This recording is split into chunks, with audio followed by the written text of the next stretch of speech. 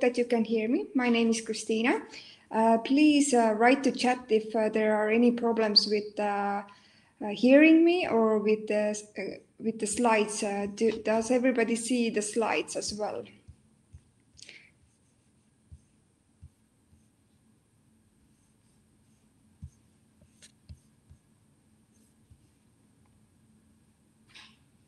All right, very well. Then I will start. We don't have much time because there are 2 sessions in a row.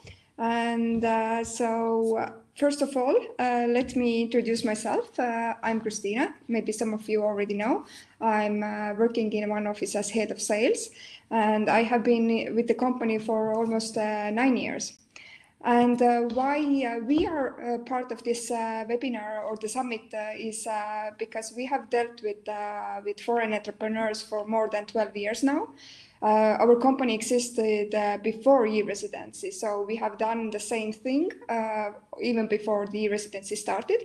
And we have 6 different locations. We have about 40 specialists, accountants, lawyers, marketing and sales team working for us. And most of our clients are foreign entrepreneurs. So coming to the main topic, limited company registration or OU registration. So this is the simplest task in Estonia because it's super simple. You can do it very fast. If you have the e-residency card, then basically you have the company in 1 business day.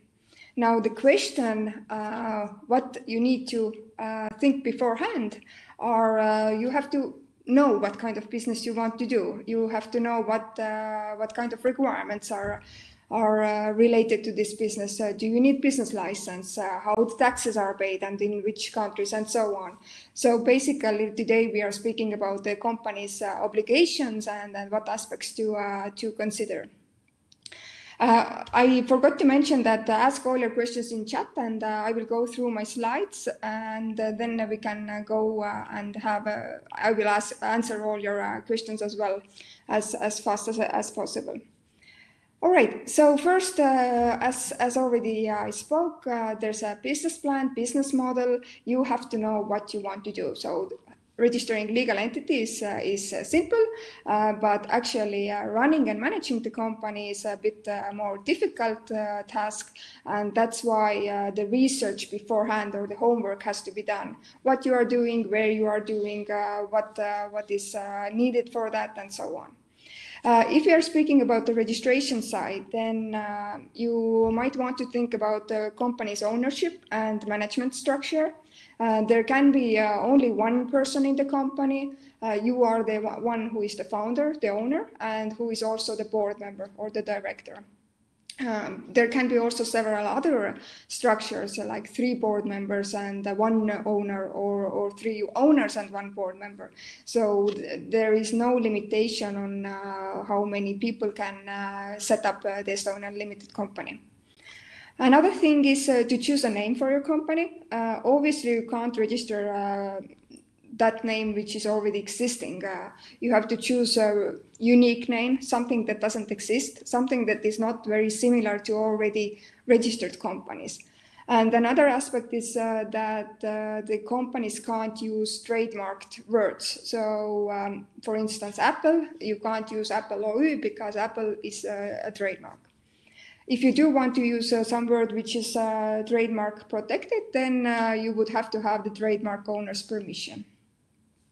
So another side of when somebody registers the company is to choose the field of activity. So this is related to your business plan, what kind of business you do. Either you are e-commerce, selling products on e-commerce platforms, or either you do consultation or you develop something in IT. So in Estonia, you have to choose 1 main activity, and we have a special MTAC code list for that. There won't be 100% match usually, but this code represents the main idea of your business.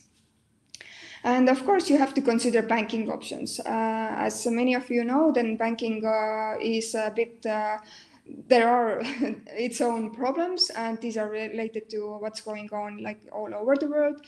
People are not able to travel, and the Estonian banks especially want that the business is done in Estonia.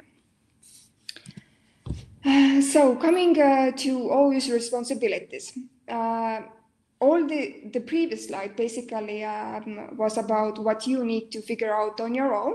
You can of course ask for the guidance from the service provider, but basically you decide how things will be. Now, OÜ's responsibilities are, this is the side that the government tells you what you need to do in order to keep your company in a good standing. So first thing is to have an address, legal address, or a contact person in Estonia, and every Estonian company has to be registered to an Estonian business address. So you can't register it to Finnish address or somewhere else. And the contact person is needed when basically the location of the management is not in Estonia. So if somebody is from Germany and runs the company from Germany, then we can assume that this company's management location is also Germany. And in that case, there will be a requirement to add a contact person on company's registry card. Another thing is that every company has to do accounting, has to report, has to do VAT declarations and salary declarations if it's applicable, and also do the annual report. So accounting is mandatory, but depending on the company's business activities, or whether there's VAT or whether there are employees, so it can be decided whether to do it on a monthly basis or whether to do it minimum once per year. And minimum once per year is necessary for the annual report, because every company has to submit the annual report once per year, and it's mandatory even if the company hasn't done any business or hasn't opened any account. We still need to report that company didn't have any business activity. And the annual reports are submitted to Estonian e-business registry. Another thing is that when we register the limited company, the OÜ, then there's share capital, and at some point there is share capital contribution needed. So when you register the company, the registry card notes that there's 2,500 euros as a share capital, but you as the owner decide when you want to contribute this money to company. So this is basically owner's contribution to company. When owner transfers this 2,500 euros to company's bank account or fintech account, then basically this is already company's asset, not the owner's asset. And of course, taxes. So taxes are a complicated matter, and the company has to pay taxes somewhere. And it's very, very important that you know your tax situation personally and also in company-wise. Where is company's permanent establishment, and so on. But we'll get to that as well. So already spoke a bit about the contact person and address. It has to be local address. The contact person requirement comes from the business code, the legislation, and it's something that has to be followed. And in addition to a local address and contact person, there's also board's location address. So if we have our example that somebody is running the company from Germany, then in registry we also have entry where's board's location address added. And contact person can't be anyone. It has to be a licensed service provider or law firm. So make sure to see that your service provider has or required licenses. And as I mentioned, so accounting is mandatory. In Estonia, we do VAT and salary reports every month. But these are only applicable if the company has Estonian VAT or when the company pays salaries in Estonia to Estonian tax residents. So in many cases, there is no like tax declarations needed. And in Estonia, we don't have a dormant status. So if, as I mentioned before, then if the company hasn't had business activities before and considers itself as a dormant, then we don't have a separate remark for that, and it still needs to submit the annual report. And if there's no business, no bank account, still the report has to be done. Coming back to the share capital now, as mentioned, it's 2,500 euros. The contribution is made when owners decide to do so. It can be done right after you register company. It can be done also like a year after that, or whichever period you choose. The share capital contribution has to be made to a European Economic Area Bank or FinTech account, because we need this in order to register share capital in the business registry. If the contribution hasn't been done, the business can conduct the regular business activities. It doesn't restrict you. Only thing that you have to keep in mind is that if the owner wants to get profit payments from the company, wants to pay dividends, then the contribution has to be done first. And after that, it's possible to pay out dividends.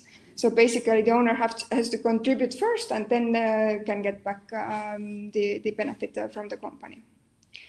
And the share capital registration is done in e-business registry, and we do declare this amount also in the tax office. It means that after, let's say, if at some point you decide to close the company, then this amount can be received back tax-free. So that's why it's important to declare it as well. All right, taxes. This is the hot topic, the questions that we get all the time. One thing is a fact: taxes have to be paid somewhere. Taxes depend on the tax residency of the company, and sometimes the tax residency of the company is not the same country where the company is registered. And this is very confusing for everyone, because basically when you register the company in Estonia, but you run the company from Germany, then you may have to take into consideration that this Estonian company may be considered as tax resident of Germany instead of Estonia. And this Germany location basically gives this permanent establishment idea. So, and if there's a permanent establishment, then usually in that place the company pays the taxes. There are double tax avoidance treaties. Estonia and Germany has signed one, so it basically means that the same tax that company has to pay is not paid twice in both countries. It's either paid in one or the other country. And to this other country, you just present that my taxes were paid there. And if somebody is digital nomad, then you already must have heard that basically our tax systems or tax regulations don't recognize digital nomad as such, because from tax office perspective, everyone has to have tax residency. Everyone has to kind of like declare their taxes somewhere, and that's why if somebody is like digital nomad and doesn't have personal tax residency, then this might cause you some issues with the taxes. And about the permanent establishment, so it's created usually, and this list is not final, there can be some other aspects as well. It's usually created by managing company from a foreign country. So this is the most common case when we are speaking about e-residence. Also when somebody sells services or goods permanently in a foreign country. And what is important is that in case of permanent establishment, the general taxation rules do not apply.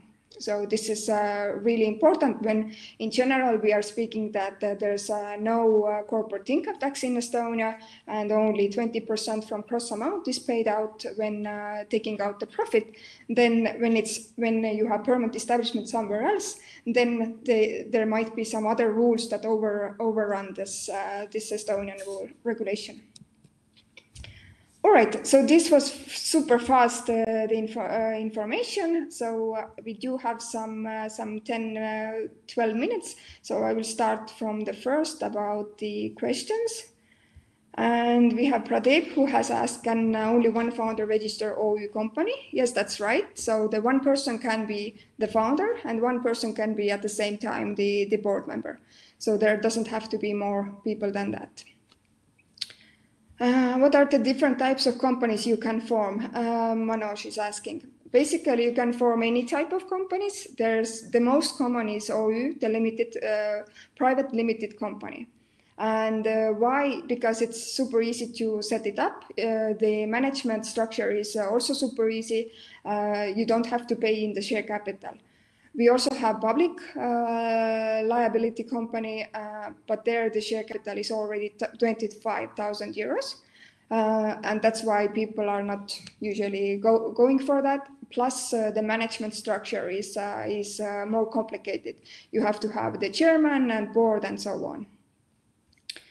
And you have to pay in this 25,000 right away.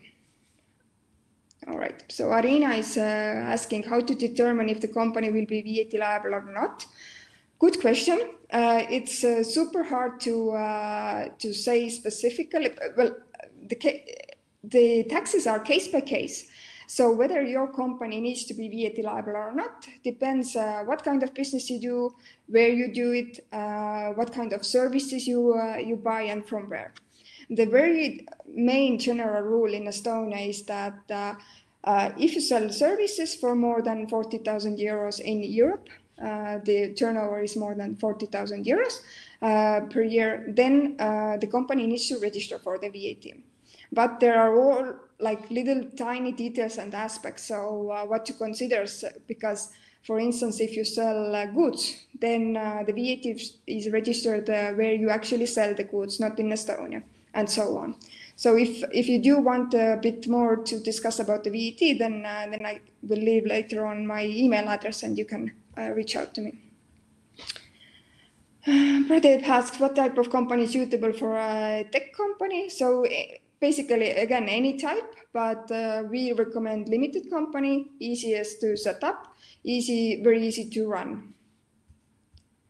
And another question from Mike. If there is a requirement of Estonian local address, then e-residence is not really e, since you have to keep someone in Estonia to hire someone there. Well, this is not actually true. In order to keep it e, that's why they are using contact person, so that you can run your company from anywhere. And the idea of the contact person is that the contact person acts as a middleman between you and the government. So if government can't reach you, then they will send the information to contact person, and contact person has to forward this information to you. But basically, you don't need any person in Estonia to be physically here, because contact person can do everything for you remotely as well. Not contact person, the service provider. So, and this is up on demand. So if you need something, you will reach out to your service provider, and your service provider helps. All right. So Carla also asked, when does a company need a VAT number? This I already answered. So Eric, once you open a company, how do you open a bank account? Do you need to come to Estonia? And can you get a debit or credit card from that bank? Yeah, good question. As I mentioned earlier, then Estonian banks want you first that you have business in Estonia. If you don't meet that requirement, then they will unfortunately refuse to accept you. But we do have alternatives, and these are opening a TransferWise account or opening Pioneer account. I believe that Pioneer also has a session later today, and TransferWise as well. And basically, if for Estonian bank account opening, you need to travel to Estonia, then if you open the account in FinTech, then you don't need to travel. You can onboard, they do the onboarding online. As for their debit and credit card, they have prepaid cards. They don't have like a credit card like a regular bank gives you out. Okay, so Peter is asking, does the company have to have at least one employee? So no, in Estonia you don't have to employ anybody. The board member can work for the company without receiving any fee. So, and this is really important and very beneficial for starting entrepreneurs, because at first you might not have any revenue coming in. So you don't want to have the cost side at that time. All right, could you explain further about the asset payment of the company? So this is the share capital. Yeah, so basically the process is such that at the time when you decide to pay in the share capital, then you just transfer 2,500 euros from your personal account to company's account, and you mark in payment details that this is share capital contribution. And then you have to take the certificate proving that payment, and then this certificate and petition has to be submitted to the business registry. So in process-wise, it's not difficult. It's just you have to do it. And the idea of the share capital right now is that if the share capital has been paid in, so this is kind of sign to the creditors that this is like trustworthy company. But nowadays, like most of the companies haven't paid in the share capital. They do it when they actually want to take out profit, when they want to pay out dividends. So I hope this explained a bit more. All right, so 1 second.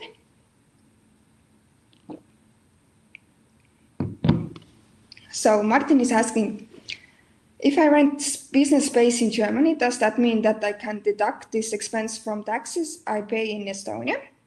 So basically you don't deduct this expense from taxes, but you deduct this expense from profit. And when you pay out the profit, then basically in Germany you have CFC rules for controlled foreign company rules. So probably if you do rent a business space in Germany and run the company from Germany, then you most probably pay the taxes in Germany and according to German rules and regulations. But the same again applies that you need to, you will do the accounting and you present the revenues and you present expenses, and from there the profit is calculated. Tina is asking, what is the best type of structure for an expert consultant? Again, if you are the only one doing this business, you can be the sole owner and you can be the sole board member. Nothing more complicated. If you do have some business partners, then you just have to figure out how you will set up the company. Is it 50-50% of ownership or some other options? Omar is asking how easy it is to change the shares of the owners in a private limited companies. Good question. It's doable. It's not difficult, but at some point it might not be easy if we are speaking about COVID and travel restrictions. If everyone are e-residents and somebody wants to sell their shares, then it is in most cases possible to do it via online notary in Estonia, via online Estonian notary, but it depends on specific cases. But I would say it's not too difficult to sell the shares. Martin is asking, can you repeat whether or not I can have an Estonian bank account? So Martin, that depends what kind of business you do and where you do it. So if you do everything in Germany, then Estonian banks will probably say no. In that case, I will recommend to look to TransferWise or Pioneer, or you can even open an account in a German bank. So it doesn't have to be an Estonian bank for your Estonian company. What about established companies in other countries? Can they move to Estonia? E-residency or open a branch. Anyone can move to Estonia. Foreign companies can open the branches or subsidiaries, and it is beneficial if the future board members have e-residency. The establishment process is a bit different because we need foreign company documents and everything will go through notary, but it's again doable. All right, I do see that we have some questions as well. I tried to gather them up and also answer perhaps via email. I have to finish now because we have another session in a couple of minutes as well. I hope you enjoyed it. I hope it was useful for you. And here's my email address, and so that you can copy it. I will add it in the chat as well. So the next session is exactly the same. So if somebody wants, they can come and listen again. But otherwise, thank you for listening, and hope to hear from you over the email. Bye.